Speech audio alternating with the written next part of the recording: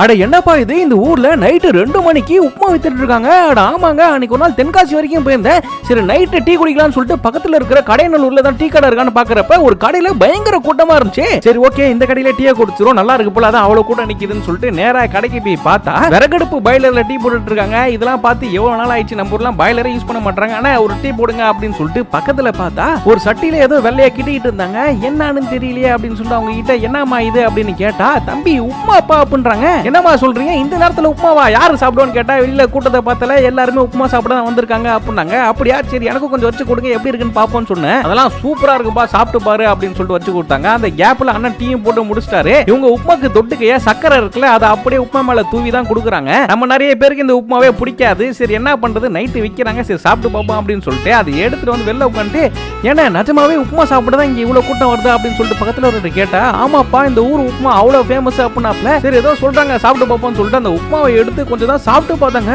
அடடடடடா, டேஸ்டும் சும்மா வேற லெவல்ல இருக்குங்க.